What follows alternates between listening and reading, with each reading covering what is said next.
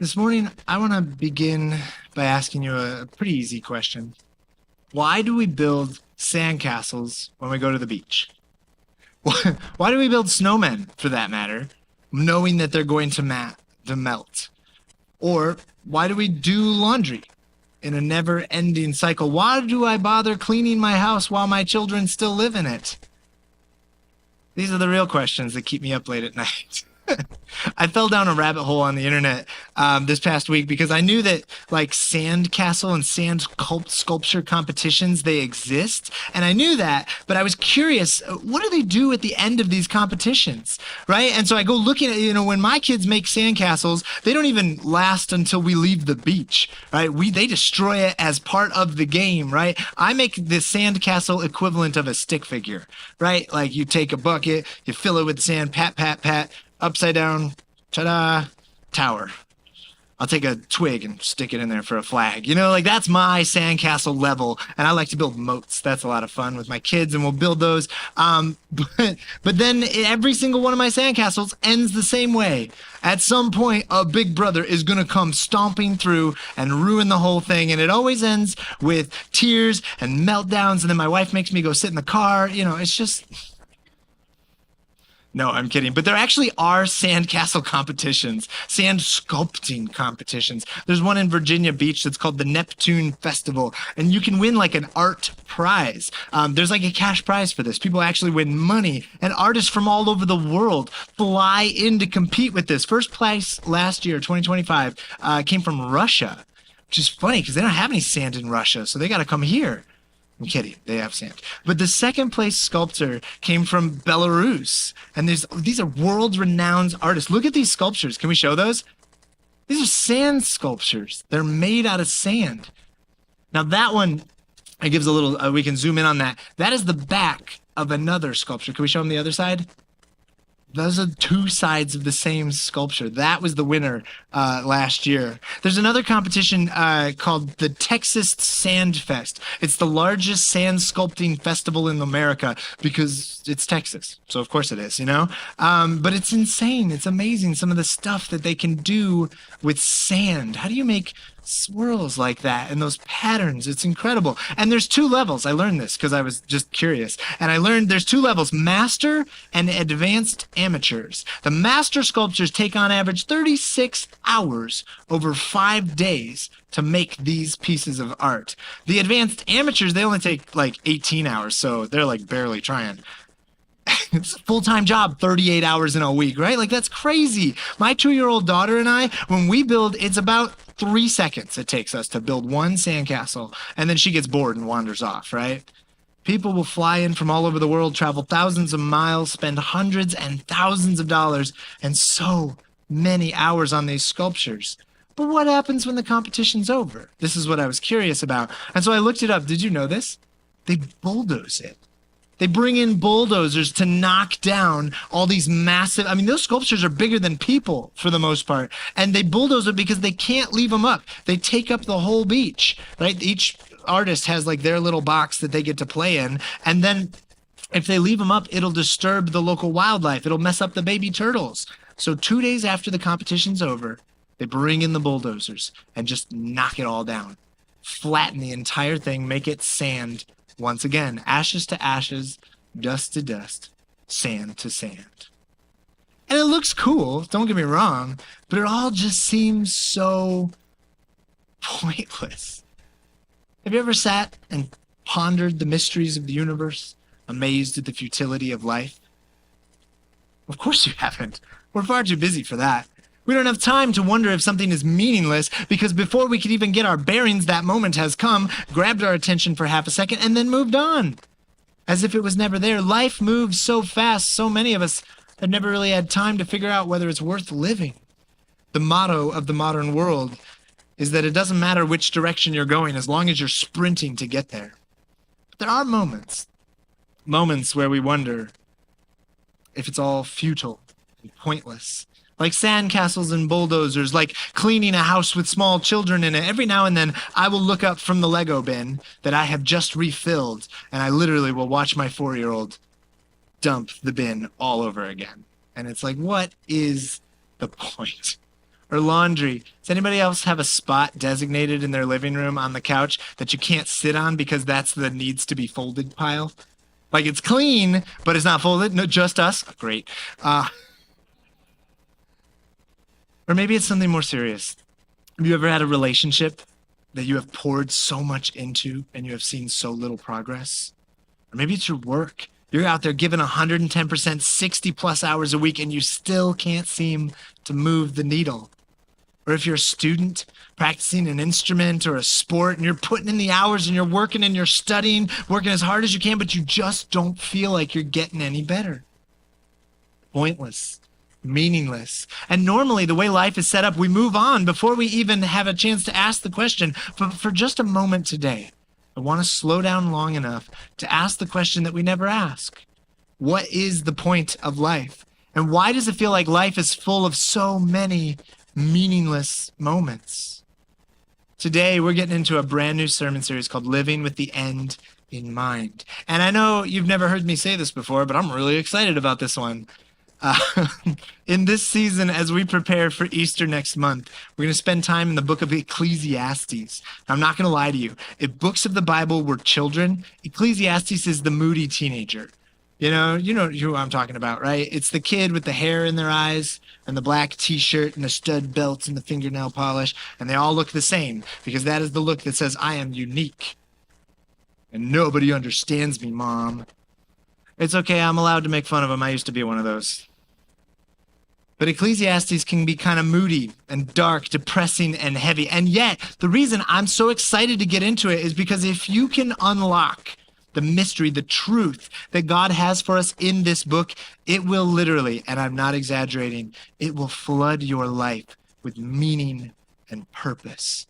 And so if you want to grab your Bible, you can look it up on your phone or grab a Bible off the back wall. We're going to be in Ecclesiastes chapter 1, verse 1. Now, if you're not sure where that is, check it out in the table of contents at the beginning. It's in the Old Testament, so it's the front half of the Bible, and it is just as hard to spell as it is to pronounce. Ecclesiastes, Ecclesia. I'm sure you see it. It's one of the longest names for a book in the Bible. But Ecclesiastes chapter 1, verse 1. These are the words of the teacher, King David's son, who ruled in Jerusalem. Now, they don't come right out and tell us who it is, and scholars will kind of go back and forth about this, but they're dropping some pretty big hints. David's son, the one that ruled. And we figure it's probably David's son, King Solomon. But in the book, they actually use the Hebrew word koheleth, which just means teacher. So we'll just call him the teacher. These are the words of the teacher, and he says, Verse 2, everything is meaningless, says the teacher, completely meaningless. What do people get for all their hard work under the sun? Generations come and generations go, but the earth never changes. The sun rises and the sun sets and then hurries around to rise again. The wind blows south and then it turns north. Around and around it goes, blowing in circles. Rivers run into the sea, but the sea is never full. And then the waters return again to the rivers and flow out again to the sea. Everything is wearisome beyond description. No matter how much we see, we're never satisfied. No matter how much we hear, we are not content. Cheerful dude, right? I mean, everything is meaningless. He's this man who is standing, looking around at the world, at the sun, the wind, and the waves, and he's wondering, what is the point? And here's the thing.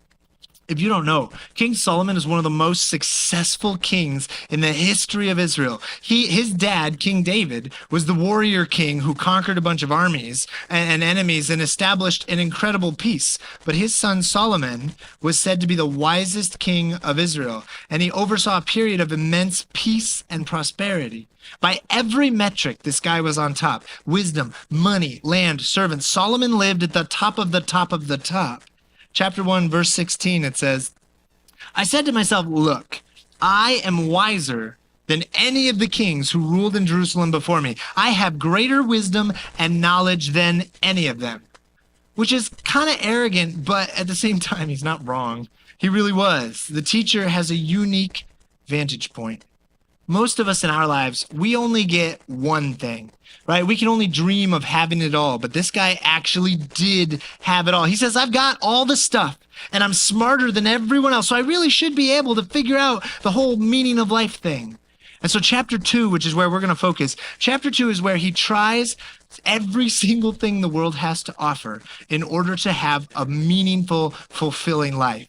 And what he's going to discover, and what I want you to hold on to this week, is that there is nothing in this world that can ever fully satisfy you. Full stop. Follow this with me. Verse 1, chapter 2, verse 1.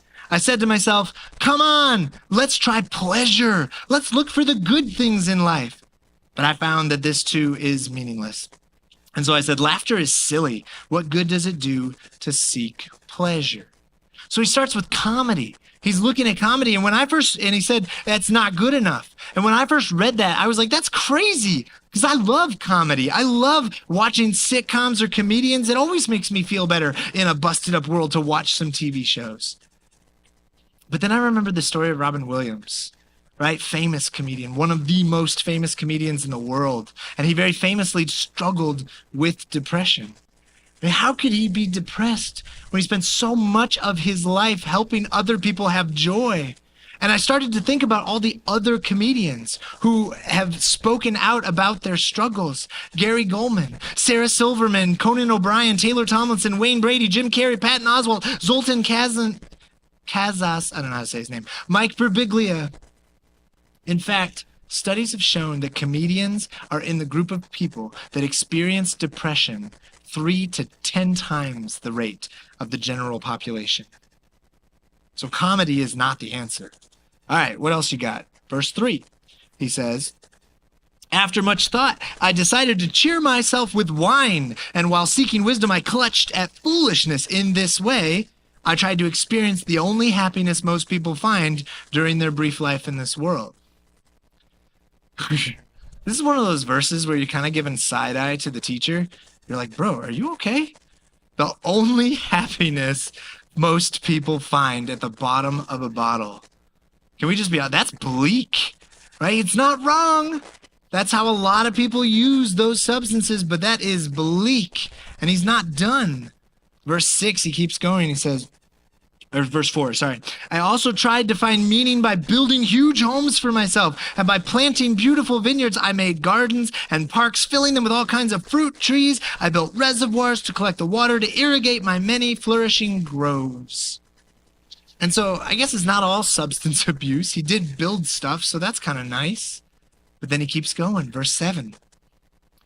He says, I bought slaves, both men and women, and others were born into my household. I also owned large herds and flocks, more than any of the kings who had lived in Jerusalem before me. I collected great sums of silver and gold, the treasure of many kings and provinces. I hired wonderful singers, both men and women, and had many beautiful concubines. I had everything a man could desire.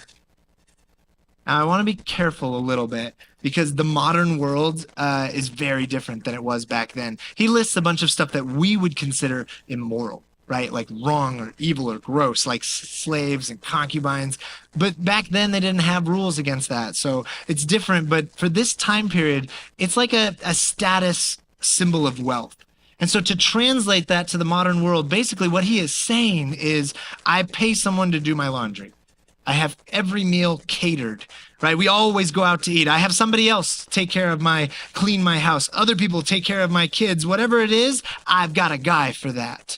And then he says he hires singers. Well, that's the ancient version of like, oh, we do all the shows. We've got season tickets, front row seats to everything at the Van Andel, right? We've got all the shows, sex, drugs, and rock and roll. He has every pleasure this earth can ever offer. And he finishes up in verse 9. He says, so I became greater than all who have lived in Jerusalem before me. My wisdom never failed me. Anything I wanted, I would take. I denied myself no pleasure. I even found great pleasure in hard work, a reward for my labors. But as I looked at everything I had worked so hard to accomplish, it was all so meaningless. Like chasing the wind, there was nothing really worthwhile anywhere. So he tried comedy, and then he tried alcohol, and then he tried stuff, and he tried work, and he tried women, and none of it was enough.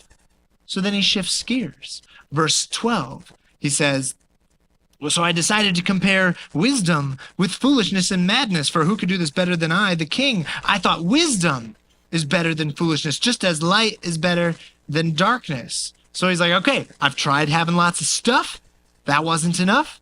I've tried lots of experiences. That wasn't enough. So now I'll turn to intellectual pursuits. I'm going to go after wisdom and have deep philosophical conversations and unravel the mysteries of the universe and become a super genius, and everyone will love me because of my great big brain, and that will fulfill me. But then in verse 14, he says, for the wise can see where they're going, but fools walk in the dark. And yet I saw that the wise and the foolish share the same fate. Both will die. So I said to myself, since the end is the same for the fool, what is the value of all my wisdom? It's all meaningless. He says stupid people and smart people both die. So what is the point? Who cares if I'm smarter than everybody else? And then this is the most important verse, verse 17 right there. It says, so I came to hate life, because everything done here under the sun is so troubling. Everything is meaningless, like chasing the wind. So I came to hate life because I tried everything and none of it was enough. When you have tried to find fulfillment in the world and have been disappointed, maybe you can convince yourself, oh, well, alcohol wasn't right? Alcohol wasn't fulfilling, but maybe if I had more money. And then you get a lot of money and you're like, well, money wasn't enough. Maybe I need more women. Maybe I need to have more sex or something. And we convince ourselves, we fool ourselves into saying that thing didn't satisfy me, but the next thing will. And so we live a life jumping from distraction to distraction, getting more and more desperate, hating life just a little bit more each time. And then we have this guy who has literally had it all, and it just isn't enough. And eventually, if you spend enough time desperately trying to fill the void inside with basically everything you can think of, eventually you start hating life itself. I remember there's an old comedy TV show called Parks and Recreation. Anybody watch Parks and Rec? Yeah, some of us. And there's this character, Tom Haverford. And all throughout this series, he's always coming up with ideas, trying to make it big, trying to get rich quick, trying to be successful. And in the final season, he actually is successful. He has a restaurant that's doing well, and he's got all this stuff going on, and he's still not happy. And he can't figure it out. And he's got this great quote where he says, I must be the only person to have it all and still be depressed. And I love that line because it makes you laugh. Because it's like, we've seen it over and over. He's not the only one. We've seen it over and over as people reach the top, look around, realize it's not fully satisfying, and then they tumble. Right? I mean, how many singers, how many actors, how many politicians or mega church pastors? So many of us are like a dog chasing cars. And for those few rare who catch it, those rare few who catch it, they discover that it's a lie. They, like the teacher of Ecclesiastes, they discover that the stuff of this world cannot fully satisfy. And that is really depressing. I found a CDC report from April of last year. Prevalence of depression in adolescents and adults has increased 60% in the last decade. The National Health Interview Survey and the National Library of Medicine, they did a study from 2019 to 2023 showing that antidepressant use has increased. And the most notable increases were women, people aged 45 to 64, and those with higher social vulnerability, which is handicapped folks. And they noticed there's racial disparities too. White people show the highest use of antidepressants. Now think about what I just said. People 45 to 64 years old. Those are supposed to be like the best years of your work, right? It's very normal for to be broke in your 20s and in your 30s, right? But you get up to your 40s and your 50s, the stereotype is that that's when things start working out. You're getting excited for retirement. Maybe you got that raise or that promotion. Maybe the kids are finally getting out of the house. But what their study shows is that group of people most likely to be on antidepressants. And white people, that was surprising when I saw that. I mean, my social media feed has been screaming at me for years that white people are the most privileged. They have the most advantages. We have it all. And there's some truth to that. There's a lot of social advantages that I have because I'm white. And yet, studies show the most common use comes from white people, women, individuals 45 to 64, and the socially vulnerable. The teacher in Ecclesiastes, he tells us, I have come to hate this life because I reached the top and it was not enough. The hard truth is that this world, even the best it has to offer, this world is disappointing. Now I want to name something real quick. In this moment, at this part in the message, I so badly want to make a joke. Like I want to do something goofy to make you laugh or lighten the mood. It's taking all my self-control not to do something to make you feel better. Because if you've been around Center Church for a while, you guys know me. I'm a chronically cheerful person. I'm just a happy person all the time. I might be the happiest person you've ever met. It's actually really annoying to the people I love. I have a lot of wonderful people in my life who struggle with mental health. And I'm over here, I'm all sunshine and rainbows. I'm like, isn't life amazing? La, la, la. Drives them crazy. In fact, it's so bad, I have accidentally hurt relationships in my life. Because my friend will be depressed and going through something hard, and I'll just turn them into a distraction project. I'm so good at putting a positive spin on things. If you're feeling bad, come talk to me. I'll make you feel better. Like, that's a skill for me. And really, that's what I'm good at, distracting myself from despair. And that's what self-help is in most of the world. So much of life is trying to help people get better at distracting themselves. One time when I was in seminary, I had a friend who was going through a hard time. And there were a bunch of us having lunch together, talking about it. And I'm sitting there, I'm just this fountain of positivity. And it was really starting to bother her. And she looked at me and she said, "It's like you're a cartoon character." And I remember laughing at the time. I thought, yeah, I'm the happy one. Well, that's like good. I thought it was a compliment. Years later, I look back and realized I was being a bad friend. She was going through something. She didn't need happiness. She needed someone to sit with her in that. There are times in life when the distractions simply are not enough. And the solution is not, here, try another distraction. Sometimes we don't want Mr. Sunshine and Roses coming in. And so I'm sitting, trying not to make a joke. Because what if we didn't distract ourselves? What if just for a moment we did not cheer ourselves up with some feel-good platitude? What if we just sat in the darkness and let the realization wash over us that this world, even the best parts, this world, is a disappointment?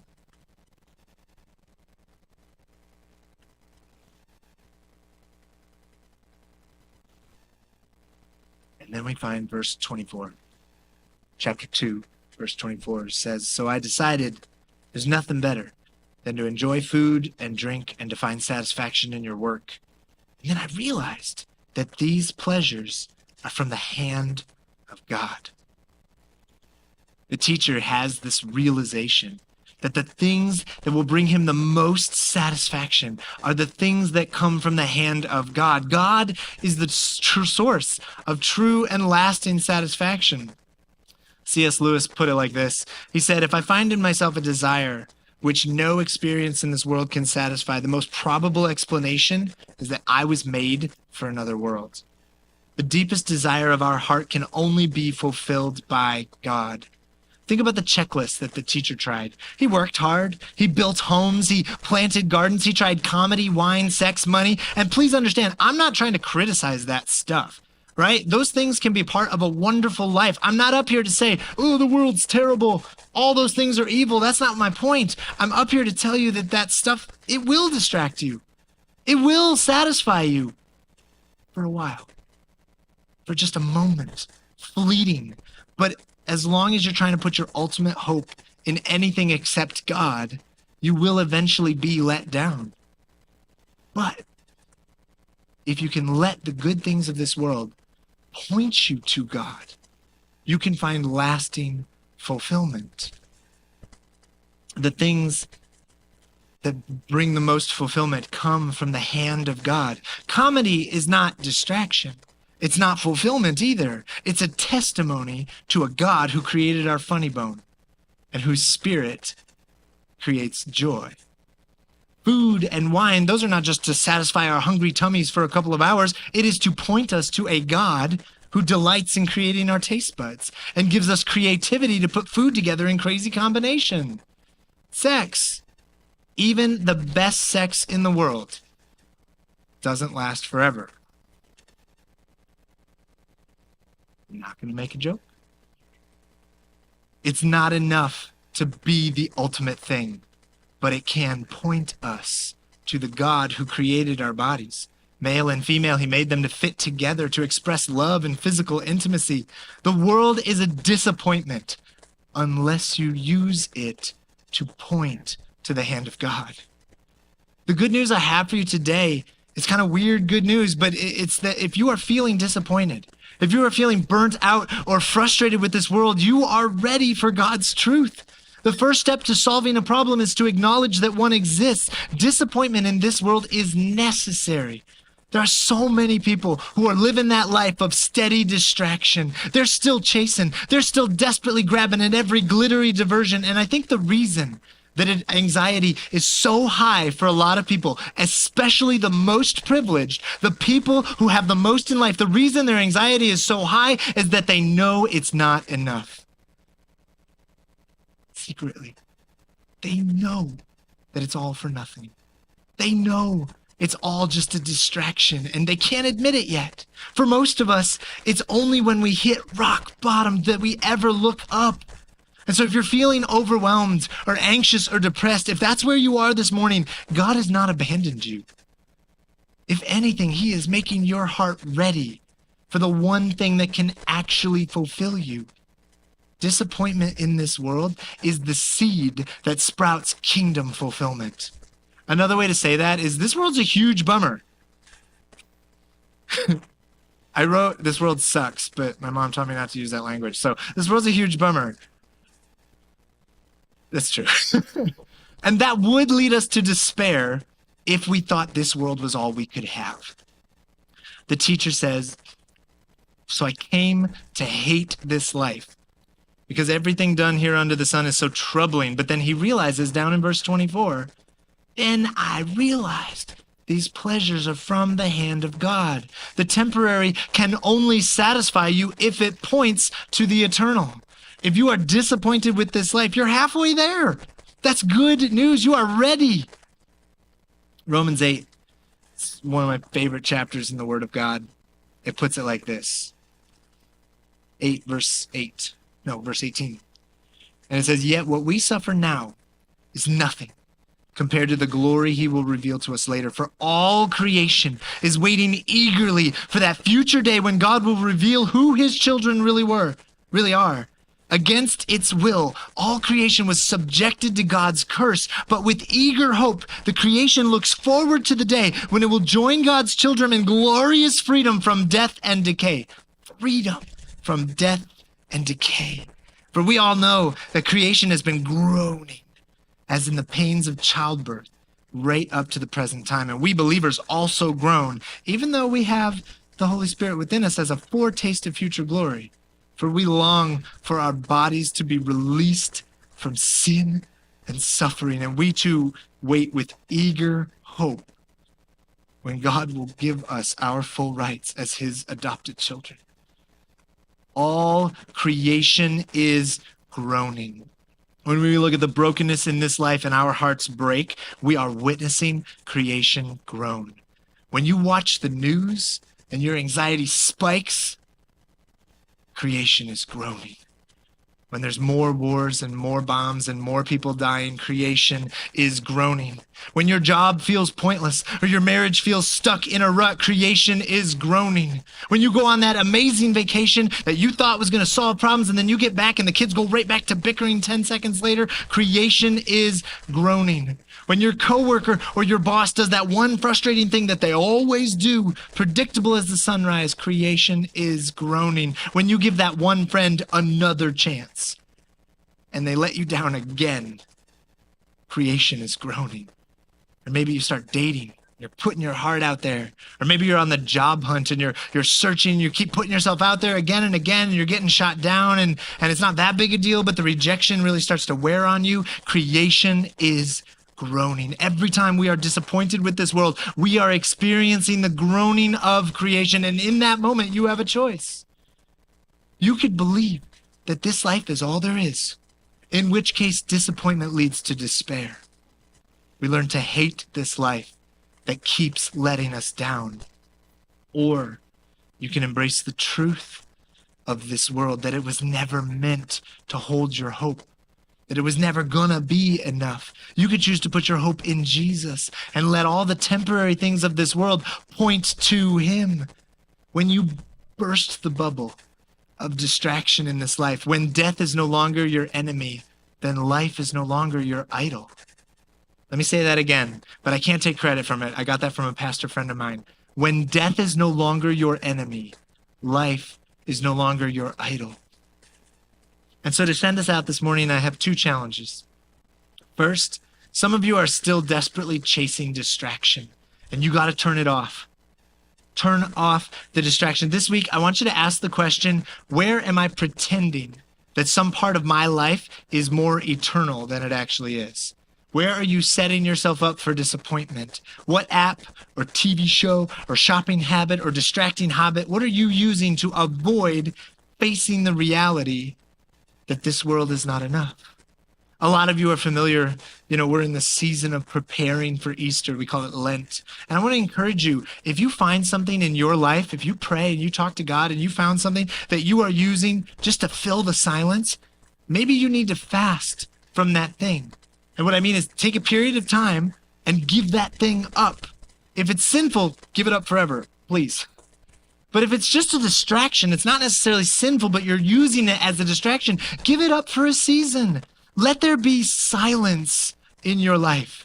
Fasting is not, a lot of people look at Lent and they're like, it's a 40-day challenge. Can I make it 40 days to not have this thing? It's like, that is not the point. The point of fasting is to give you something, to give up something so that the voice of God can get louder in your life. Turn off the distractions, sit in the silence with God, and let the uncomfortable thoughts rise up. Acknowledge where you feel disappointed with the limitations of this life. It's okay to say this world is not enough. And I'm not going to lie to you, it's a bummer of an activity. When you sit down and you sit in the silence and you put away the distractions, you will find it's a bummer of an activity, but it is the first step of your growth.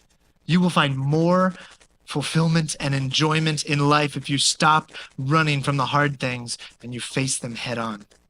The gift of Ecclesiastes is that living with an awareness of how fleeting and temporary life is that it keeps the good stuff in life from becoming idols, and it keeps the bad stuff from leading to despair. Imagine you're sitting in a room and it's pitch dark. You wave your hand in front of your face, you can't see anything. But by fumbling around in the dark, you find a box of matches. And it's absolutely a huge box of matches, thousands of matches, but they're really small. And you strike the match and light flares into existence and you're relieved. Finally I can see. Momentary relief from the pressure of darkness. But it burns down so quickly. And so you got to light another one. And then another one. And it can be kind of frustrating because you have to keep lighting matches and it never feels like enough. And you're lighting as many as you can, but it's still not enough. And you want more and more light. Maybe you have to stop lighting matches. Stop chasing temporary solutions. Get up and go find the actual source of light. So that's my first challenge to you. If you're filling your life with distraction, stop it. Take away the temporary distraction and go search for the eternal truth. Now, some of you are already there.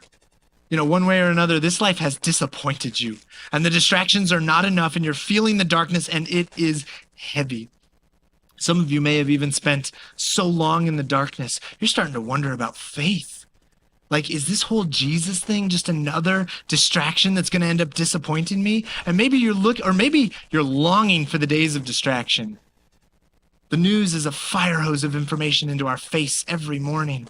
And maybe you're like, man, I wish I was ignorant. Like, I want to go back to when I was distracted by the glitter of my distraction, because at least then I had the matches. But my challenge for you, if that's where you're at today, is surrender. Surrender. You have to give the darkness to God. Stop trying to distract yourself. Stop trying to carry it all yourself. Surrender to God. Trust him. Cling to him in the darkness, and he will carry you into the light. And so to help you do that this morning, we have one final song. And this song is very special to me. This song is called It Is Well. But it might be a little different than the version you knew, but here's what's going to happen. For most of us in this room, we will start singing this song as a liar, right? We're going to sing lines like, it says, through it all, my eyes are on you. But the truth is, for a lot of us, that's not true. No, it's not. My eyes are on all the distractions. Like Peter walking on water, I'm trying to keep my eyes on Jesus, but the wind and the waves are crashing around us, and it's hard to keep our eyes up. We're going to sing the line, it is well with my soul. For some of you, it's going to be a lie the first time you say it, because it's not well with your soul. But we're going to sing it over and over and over. We were joking about it this past week at practice. If you pull the meaning out, it's just 6 words. And we say it a lot. It's kind of a boring song if there's no purpose. But what I want to challenge you to do is to surrender. During this last song, I want you to be mindful of your posture. You could stand, you can sit, spread out, kneel down if that's what helps. Put your hands up in surrender. Whatever posture you need to surrender to God. Because if you are living in distraction or if you're living in despair, I hope you will just let these 6 words wash over your broken spirit. Because maybe this morning the Holy Spirit will transform them into a war cry. It is well with my soul. And we will rage against the brokenness of this world, crying out in absolute defiance of the darkness. Or maybe it's not a war cry. It's just a song of victory, trusting God who will make it well with our soul. Let's pray.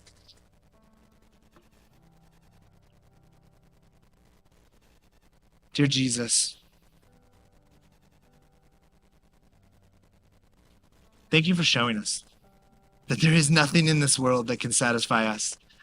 Even though it feels like bad news to realize that, God, I thank you for your truth. So many of us are spending all our time chasing distractions, and it disappoints us over and over. And you're standing there all the time saying, well, stop trying to fulfill your life with that. Help us turn to you, God. We come just as we are today. Some of us are living life and it's great. And we trust you.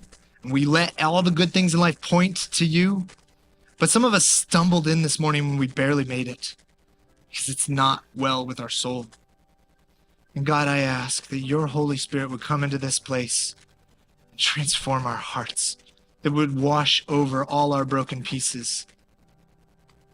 That you would help us find true and lasting fulfillment in your presence. We love you. In your name. Amen.